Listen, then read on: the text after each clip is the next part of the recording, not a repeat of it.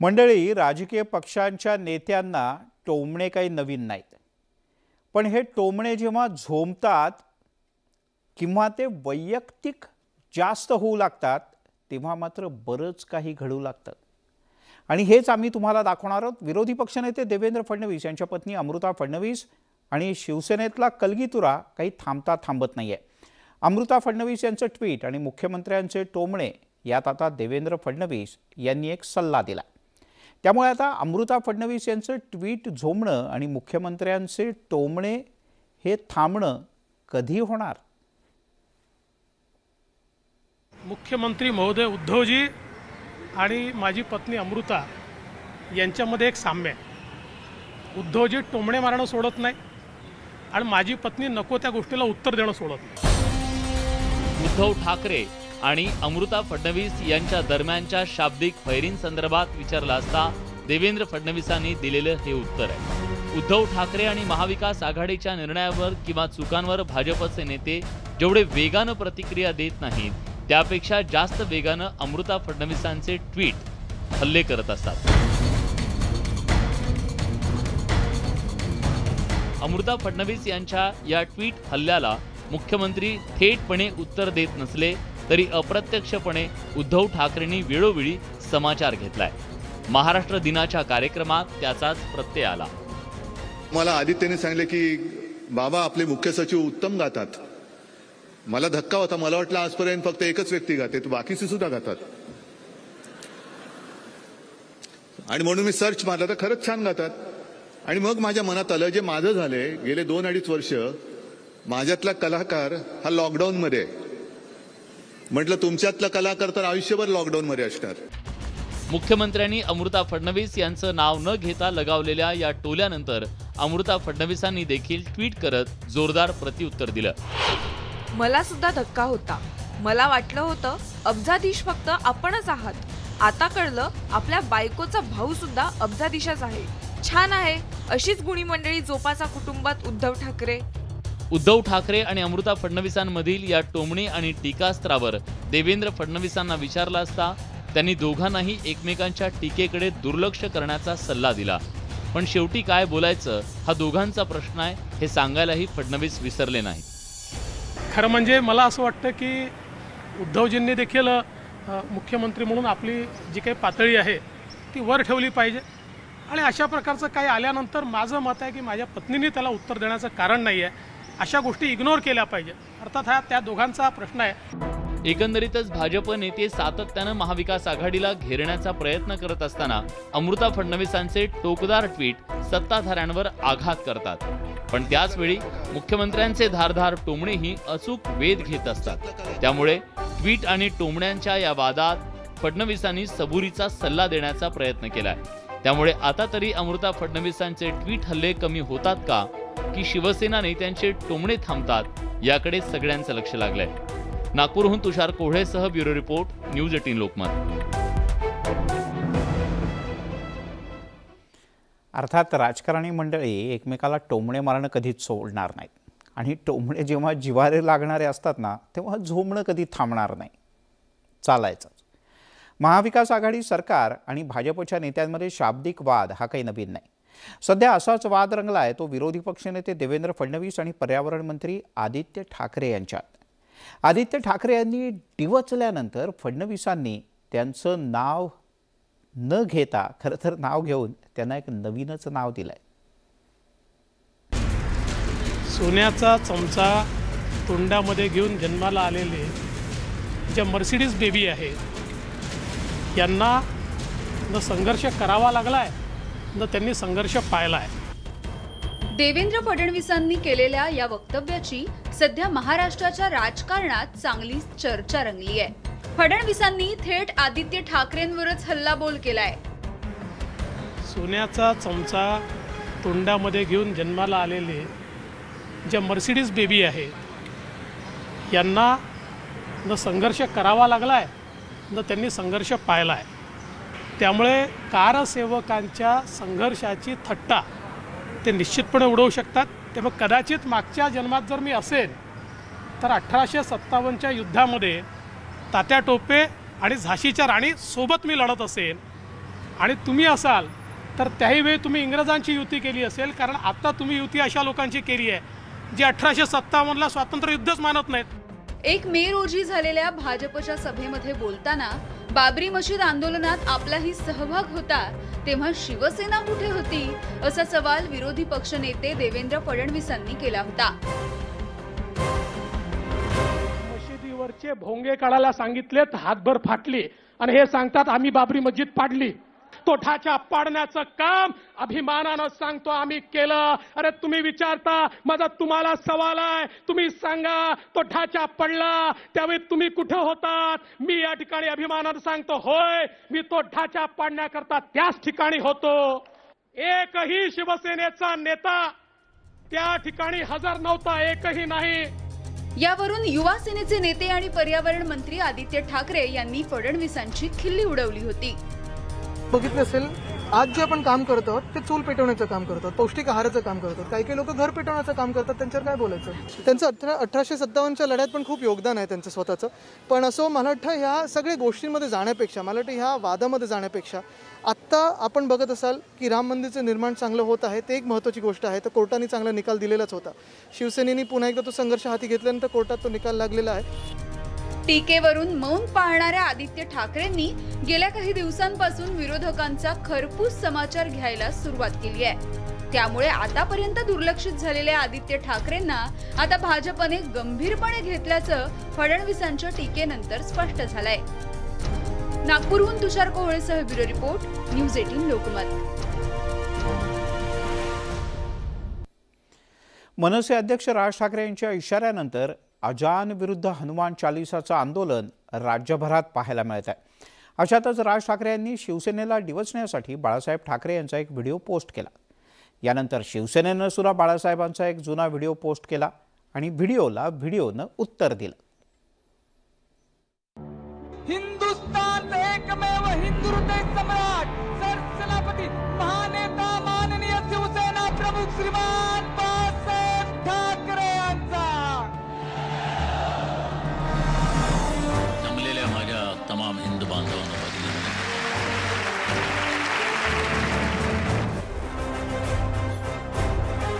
हिंदू हृदय सम्राट बाळासाहेब ठाकरे म्हणजे सत्तेबाहेर असताना आणि सत्तेत असतानाही राज्याच्या राजकारणावरचा रिमोट कंट्रोल.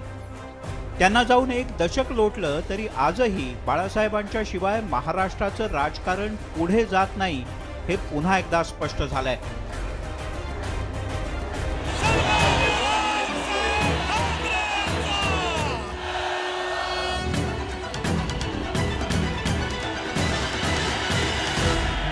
निमित्त ठरलं मनसेचं मशिदींवरील भोंग्यांचं आंदोलन. राज ठाकरे यांनी शिवसेनेला डिवचण्यासाठी थेट बाळासाहेब ठाकरे यांचा आज भोंग्याच्या विरोधातल्या भूमिका स्पष्ट करणारा व्हिडिओ शेअर केलाय. ज्या दिवशी माझं सरकार या महाराष्ट्रामध्ये येईल त्यावेळेला रस्त्यामधले नमाज आम्ही पडल्या बंद केल्याशिवाय राहणार नाही.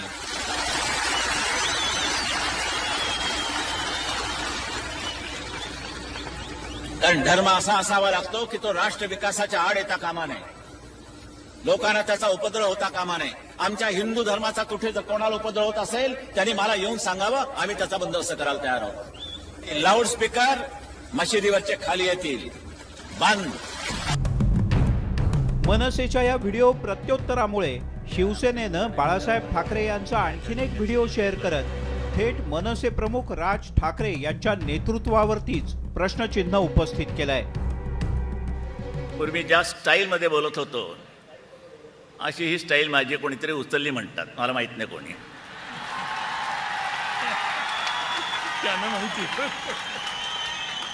म्हणजे मी माझ्या स्टाईलमध्ये जर उद्या बोललो तर मी त्यांची कॉपी करतोय असं म्हणणार तुम्ही कदाचित. एक विनोद आठवतो, परीक्षा चालू असताना एका पोराने कोरा कागद दिला, कोरा पेपर, सोडवलाच नाही, कोरा कागद. तर दुसऱ्या विद्यार्थ्यांनी तक्रार केली, सर सर सर म्हणे बघा त्याने कोरा कागद दिला. तुला काय झालं? मी पण कोरा कागद दिला आहे. आणि मग नाही म्हणे तुम्हीच माझ्यावर आरोप कराल मी त्याची कॉपी केली म्हणून. कोरा कागदाची कॉपी काय करायची बमलाची? स्टाईल वगैरे ठीक आहे हो, विचाराला महत्त्व आहे. काय वाचन आहे का तुमचं? मराठी मराठी मराठी. अरे झाल्यानं तुमचा जन्म झाला नव्हता त्यावेळेला मी मराठी काढलेली आहे महाराष्ट्रामध्ये. ही साक्ष आहे त्याची, ही साक्ष आहे. हे आमच्या पुतण्याने झक मारली, काय त्या डोक्यात शिरलं काही कळत नाही. नेतृत्व हे जे आहे ना, हे दिसतं ना, हे पाहिजे. काल मैदान कसं भरलं होतं, एवढं झालं होतं का? भोंग्याचा विषय हाती घेतल्यानंतर मनसे आणि शिवसेनेमध्ये टीकांचं राजकारण सुरू झालं होतं आणि टीकांनंतर थेट दिवंगत शिवसेना प्रमुख बाळासाहेब ठाकरे यांच्या व्हिडिओवरून जोरदार हल्लाबोल सुरू झालाय. त्यामुळे भविष्यात येणाऱ्या निवडणुकांच्या पार्श्वभूमीवर मनसे आणि शिवसेनेत बाळासाहेबांच्या जुन्या व्हिडिओवरून राजकारण रंगणार यात काहीच शंका नाही. Bureau report, news 18 Lokmat.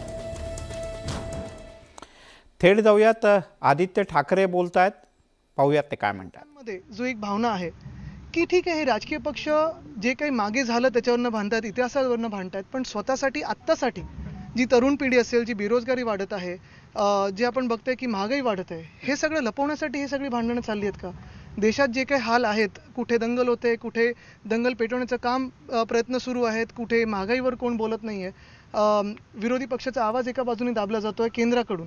तर ह्या सगळ्या गोष्टींमध्ये जर आपण बघितलं तर मुख्य गोष्ट हीच आहे की इतिहासावर भांडून काय मिळणार आहे आपल्याला. आपण देश म्हणून पुढे जायचं असेल तर आत्ताची सध्या परिस्थिती आहे त्याच्यावर बोलणं, त्याच्यावर चर्चा करणं, सगळ्यांना सोबत घेऊन काम करणं, मला वाटतं हे गरजेचं आहे. महाविकास आघाडी सरकार आपण बघत असाल, आज देखील मी कोस्टल रोडची पाहणी करतो, इथे विकास चांगला होत आहे. मागच्या महिन्यात आपण MTHLची पाहणी केली, मेडिकल हॉस्पिटलचं उद्घाटन केलं, काल आपण अक्षय चैतन्यबरोबर BSc साठी चांगलं कॅन्टीन सुरू केलेले आहेत. एका बाजूला विकासाची कामं आपण पुढे नेत असताना इथे महाराष्ट्रात काही विरोधी पक्ष असतील, काही इतर पक्ष असतील, ते अशा गोष्टींवर बोलत आहेत जेणेकरून लोकांचं लक्ष विचलित करण्याची एक प्रयत्न मला वाटतं सुरू आहे, थोडी अस्थिरता निर्माण करण्याचा प्रयत्न सुरू आहे. महाराष्ट्राची जनता हुशार आहे, कुठेही याला बळी पडणार नाही. पण माझं मत एवढंच आहे की कुठेही भांडणे निर्माण करून, डिवाइड अँड रूलचा प्रयत्न करून किंवा दंगलसारखं काहीतरी घडवण्याचं करून देशाचं नाव जगभरात खराब होतंय हे लक्षात घेऊन आपण पुढे काम केलं पाहिजे. आपली जी काही राजकीय संधी असते, स्वतःला रिवाईव्ह करायची असेल किंवा काही सरकारवर टीका करायची असेल, ती टीका झाली पाहिजे. काही चुकत असेल त्याच्यावर बोललं गेलं पाहिजे, पण किती भांडणं लावायची समाजामध्ये, समाज किती विखुरला गेलं पाहिजे, ह्याच्यावर कुठेतरी एक आपण स्वतःहून लक्ष्मण रेखा आणली पाहिजे. ब्रिटिशांपेक्षा जास्त दमनशाही चालू आहे सध्या. मी जसं सांगितलं की आता मागचं काय झालं, कोण मागच्या जन्मात काय कोणाच्या बाजूनी होतं वगैरे ते ठीक आहे, पण आता आपण विकासाच्या बाजूनी आहोत का की भांडणं लावण्याच्या बाजूनी आहोत? मला वाटतं हा विचार आपण सर्वांनीच केला पाहिजे. कारण जी आपली तरुण पिढी आहे किंवा कोणी असेल, सिनियर सिटीजन असतील, सगळेच जे कामं आपल्या देशात ज्यांच्याकडे रोजगार आहेत किंवा नाही आहेत, ते हाच विचार करत असतील की आम्ही याला मतं तर देतो, पण मतदान झाल्यानंतर हे सगळे राजकीय पक्ष इतिहासावरनं भांडण्यापेक्षा जर आत्तासाठी आणि पुढच्या भविष्यासाठी काम करायला लागले तर किती चांगलं होईल आपल्या देशासाठी, हा तुम्ही विचार करा. हिंदुत्वावरनं आणि हनुमान चालुसावरनं पुन्हा एकदा वातावरण राजकीय असेल किंवा सामाजिक असेल ते दूषित करण्याचे प्रयत्न सुरू आहेत का? मी हेच सांगितलं ना, आता ही परिस्थिती का निर्माण झाली? कोणाचं तरी राजकीय करिअर परत रिवाईव्ह करण्यासाठी आहे का? आणि म्हणून ठीक आहे, हे सगळ्या गोष्टीत आपण करत असतो, आपण सगळेच आपल्या आपल्या परीने पाठपूजा करत असतो, पण हे सगळं होत असताना रस्ते चांगले होणं असेल, महागाई कमी होणं असेल, शिक्षण चांगलं मिळणं असेल, रोजगारच्या संधी उपलब्ध होणं असेल, ह्या गोष्टी आहेतच. जर आपण बघितलं आत्ता जे काही 2-4 सर्वे आले, महाराष्ट्रात सर्वात कमी बेरोजगारी आपल्या काही सर्वेमध्ये आलेली आहे. GST देणारं सर्वात जास्ती राज्य हे महाराष्ट्र ठरलेलं आहे. काल परवाकडे हीच बातमी आली की जास्तीत जास्त घरं उपलब्ध होऊन देणारी, लोकांनी घरं घेण्याची संधी ही महाराष्ट्रात निर्माण झालेली होती. कोविडच्या काळात देखील, कोविडच्या काळात आपलं रस्त्यांचं जसं MTHL असेल, मुंबई नागपूर असेल, कोस्टल रोड असेल, ही कुठेही कामं थांबली नाहीत. याच्यावर पण कोणीतरी बोलणं गरजेचं आहे. यामुळे काकाचं राजकीय करिअर ज्या पद्धतीने लाऊडस्पीकर आणि भोंगांचा विषय समोर आला, आज दिवसभरामध्ये बघितलं की सकाळची अगदी नमाज असेल किंवा दिवसभर कुठे काही गोंधळ झाला नाही, अनेकांनी लाऊडस्पीकरचे आवाज कमी केले, डिसिबल कमी केले किंवा काढले गेले. ह्या पूर्ण आंदोलनाकडे किंवा पूर्ण प्रक्रियेकडे तुम्ही कशा पद्धतीने प्रामुख्याने सक्सेस आहे असं तुम्हाला वाटतं? मला वाटतं ह्याच्यातून एकच गोष्ट सिद्ध होते की लोकांना, जे नागरिक आहेत त्यांना या भांडणांमध्ये काही इंटरेस्ट नाही आहे, कुठच्याही राजकीय पक्षांच्या कॉन्ट्रोवर्सीजमध्ये इंटरेस्ट नसतो. लोकांसाठी आपण जी कामं करत असतो ती लोक बघत असतात आणि लोक तसं मतदान करत राहतील. मला वाटतं लोकांचा विश्वास हा महाविकास आघाडीवर ठाम आहे आणि म्हणून कुठेही काही घटना घडली नाही. एका दिवसात सुटणारा विषय नाहीये असं स्वतः राज ठाकरे. मला वाटतं भोंग्यांपेक्षा राजकारणाचा विषय तर हल्ली जास्ती झालेला आहे. आवाज राजकारणाचा जास्ती झालाय, पण हे राजकारण समाजकारणासाठी जर वापरलं गेलं तर चांगलं होईल. सगळ्यांनी येऊन चर्चा आपला देश पुढे कसा जाऊ शकेल ह्याच्यावर झालं पाहिजे. जसं मी पुन्हा एकदा सांगेन की जेव्हा आपली ह्या बातम्या जगभरात प्रसिद्ध होतात किंवा आपल्यामधून पण जिथे जिथे जातात किंवा आम्ही पण जेव्हा काही स्टेटमेंट्स करतो तेव्हा जगातली लोक असतील, आपले लोक बाहेर जे परदेशात राहतात ते बघत असतील की अरे आपला देश नक्की चाललाय कुठच्या दिशेने. अजय, प्रश्न याला जोडून असा आहे की ज्या पद्धतीने राज ठाकरे व मनसेने हा पूर्ण हाताळला, जर कायद्याच्या चौकटीत जर हा विषय आधीच हाताळला असता, कारण का खुद्द शिवसेना प्रमुख बाळासाहेब ठाकरेंची भूमिका होती तुम्हाला माहिती आहे, तर कायद्याच्या चौकटीत राहून ह्या सगळ्या गोष्टी हाताळता आल्या असता, कदाचित सगळं अवॉइड झालं असतं. मला वाटतं राजकीय हेतूने जे काही होतं त्याला अवॉइड कसं करायचं हे लोकांना माहिती आहे आणि म्हणून लोकांनी कुठेही प्रतिसाद दिला नाही. एक महत्त्वाची गोष्ट आपण बघितली असेल की आज पण लोक आपल्या कामी गेलेले आहेत, कामं सुरू आहेत, अर्थचक्र सुरू आहे आणि लोक देश पुढे नेण्याचा प्रयत्न करतात. आता आम्ही राजकीय मंडळी म्हणून खास करून जो विरोधी पक्ष इकडचा आहे तो किती अडथळा निर्माण करतोय हे लोकांना दिसत आहे. उद्धव ठाकरेंच्या कामकाजावर प्रश्नचिन्ह राज ठाकरेंनी निर्माण केलेलं आहे. अनधिकृत मशिदी मुंबईमध्ये महाराष्ट्रामध्ये आहे, त्यावरच्या भोंग्यांना परवानगी दिली कशी जाते, आणि दुसरी गोष्ट म्हणजे बाळासाहेबांनी हा भोंग्यांचा प्रश्न उपस्थित केला होता.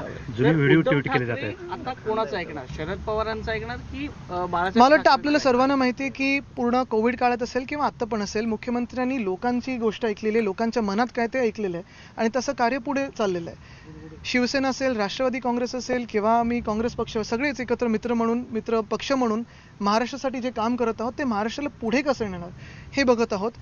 प्रत्येक जात पात धर्म सगळेच समाजातले लोक एकत्र येऊन देशाला कसं पुढे नेऊ शकतील, मला वाटतं ह्याच्यावर आपण लक्ष थोडं केंद्रित केलं तर बरं होईल. बाळासाहेबांचे जुने व्हिडिओ ट्विट केले जात आहेत आणि हिंदुत्व, मला वाटतं त्यांनी हे करण्यापेक्षा स्वतःच्या पक्षाचे जर वेगळे व्हिडिओ जर बघितले गेल्या 10 वर्षातले तर वेगळ्या भूमिका पुढे येतील. पण हे सगळं जसं मी सांगितलं हे इतिहास जमा आहे. आता पुढे जर जायचं असेल तर ही एक सुवर्ण संधी आहे महाराष्ट्राला की पुढे कसं न्यायचं, देशाला पुढे कसं न्यायचं. कारण महाराष्ट्र जर आपण बघितलं तर सगळ्याच दृष्टिकोनातून चांगलं कामगिरी करत आहे. यामुळे बाळासाहेब ठाकरेंच्या आतापर्यंत ज्या काय भूमिका आहे, मग हिंदुत्वाला घेऊन असेल, मशिदींच्या भोंग्यांचा प्रश्न असेल, ते मुद्दे उचलून विरोधक अर्थातच तुमची राजकीय गोची करण्याचा प्रयत्न करतात. कारण त्यामुळे तुम्हाला येणाऱ्या काळात त्याची किंमत मोजावी लागेल असे वाटतं. मला वाटतं आपण हे सगळं विचार करण्यापेक्षा आता जे काही आशीर्वाद शिवसेना प्रमुखांचे आहेत ज्यामुळे हे काम सगळं सुरू आहे त्याच्यावर लक्ष केंद्रित करून त्यांनी हेच सांगितलंय, राजकारणापेक्षा समाजकारणावर जास्ती लक्ष द्या. जिथे जिथे आपण बघतो की राजकारण होतंय त्याच्यापासून आम्ही दूर राहतो, कुठच्याही कॉन्ट्रोवर्सीमध्ये जात नाही. सगळ्यात महत्त्वाची गोष्ट म्हणजे लोकांचा ठाम विश्वास आमच्या मागेशी असून आम्ही पुढे हे कार्य घेऊन चाललेलो. तुम्ही म्हटलं की एक पॉलिटिकल पार्टी रिवाईव्ह करण्याचा प्रयत्न केला जातोय, होईल पार्टी रिवाईव्ह अशा कुठच्या याच्यावर तुम्ही बोलताय? आता मी कुठच्याही बद्दल बोलू शकतो. सर्वोच्च न्यायालयाचा निकाल आलेला आहे, निवडणुका संदर्भात 2 आठवड्यात निवडणूक कार्यक्रम जाहीर करा असं सांगण्यात. ओबीसी शिवाय निवडणूक. मला वाटतं कुठचाही निकाल आल्यानंतर थोडं त्याच्यात बारकाईने वाचणं आणि थोडं लॉचं इंटरप्रिटेशन काय आहे, रिडिंग काय ते झाल्यानंतरच मी बोलू इच्छिते. कारण आता सगळे मी आपले हेडलाईन्स बघितले आहेत मेसेजवर व्हॉट्सअपवर, पण त्याच्यावर जे काही ऑर्डर आहे ती आल्यानंतर आम्ही पुढे. अजय, याला जोडून प्रश्न असा की शिवसेना मग ज्या महापालिका आपण एकदा सिट डाऊन इंटरव्ह्यू करूया ना, त्यासाठी तयार आहे का? कारण का पुन्हा लोकांमध्ये जावं मला वाटतं आम्ही सर्वच कधीही निवडणुकीसाठी तयार असतो. कारण एक महत्त्वाची गोष्ट ही आहे की आम्ही लोकांसमोर कामं नेतो, नुसतं आवाज वाढवून बोलत नाही.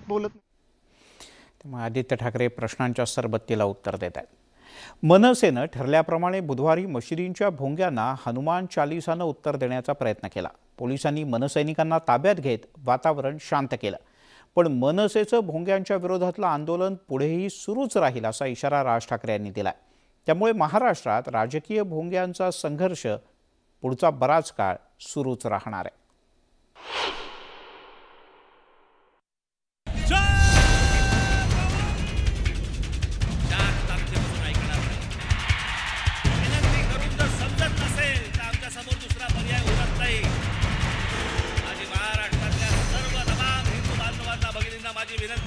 महाराष्ट्रात गेल्या 2 एप्रिलपासून सुरू झालेल्या राजकीय भोंगे पुराणानं अखेर बुधवारी उच्चांक गाठला. मनसे अध्यक्ष राज ठाकरेंनी दिलेल्या अल्टिमेटमनुसार भोंगे वाजणाऱ्या काही मनसैनिकांनी मशिदींसमोर हनुमान चालिसा वाजवत सरकारला थेट आव्हान दिलं. मुंबई, पुणे आणि नाशिकमध्ये मनसेच्या कार्यकर्त्यांनी मशिदींसमोर हनुमान चालिसा वाजवत भोंग्यांना विरोध केला.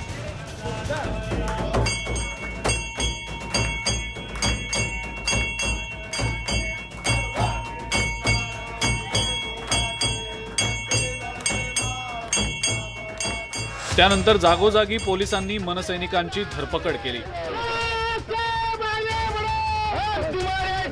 राज ठाकरेंचं निवासस्थान असणाऱ्या शिवतीर्थ बाहेरच्या मनसेच्या कार्यकर्त्यांनाही पोलिसांनी ताब्यात घेतलं आणि पत्रकारांना संध्याकाळची वेळ देणाऱ्या राज ठाकरेंनी भर दुपारीच पत्रकार परिषद घेत सरकारवर घणाघात केला. डिटेन करतायत, पकडतायत.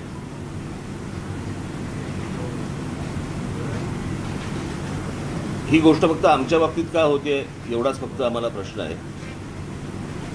जे कायद्याचं पालन करतायत त्यांना तुम्ही सजा देणार, त्यांना तुम्ही डिटेन करणार, आणि जे कायद्याचं पालन करत नाहीयेत त्यांना तुम्ही मोकळीक देणार. मला एक गोष्ट कळत नाहीये की आता मुंबईत महाराष्ट्रामध्ये ज्या मशिदी आहेत यातल्या बहुतांशी मशिदी या अनधिकृत आहेत. अनधिकृत मशिदींवरती लागलेले भोंगे हे अनधिकृत आहेत आणि त्यांना सरकार परवानगी देते अधिकृत. म्हणजे अनधिकृत गोष्टींना तुम्ही अधिकृत परवानगी देताय कशासाठी, कोणासाठी देताय? राज ठाकरे एवढ्यावरच थांबले नाहीत. जेव्हा जेव्हा अजान वाजेल तेव्हा हनुमान चालीसा वाजवणारच असं म्हणत त्यांनी मनसेची भोंग्यांविरोधातली मोहीम सुरूच ठेवण्याचा इशाराही दिलाय. एवढंच माझं आत्ताचं कारण आहे की हा विषय फक्त सकाळच्या अजान पुरताचा नाहीये. दिवसभर जे काही 4 ते 5 वेळा जी काही बांग दिली जाते, जी काही त्यांची प्रार्थना ते म्हणतात, जे लाऊडस्पीकरवरनं म्हणतात, ती जर परत त्यांनी दिली तर आमची लोक हनुमान चालीसा त्या वेळेला वाजवणार म्हणजे वाजवणार.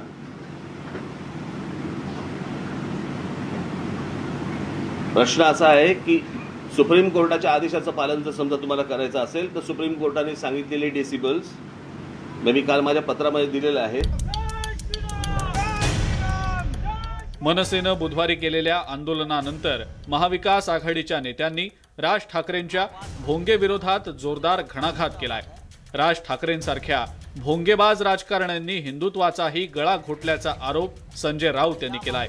तसंच भाजपनं राज ठाकरेंचा वापर केल्याचंही राऊत म्हणाले.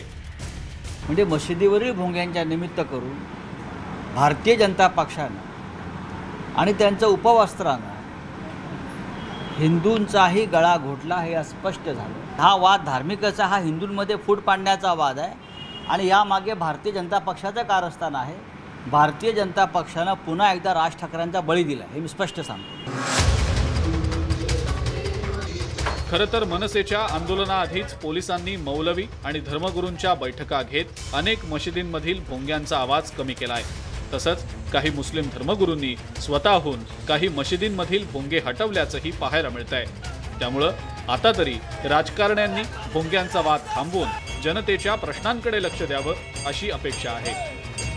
मुंबईहून प्रणाली कापसेसह ब्युरो रिपोर्ट, न्यूज 18 लोकमत.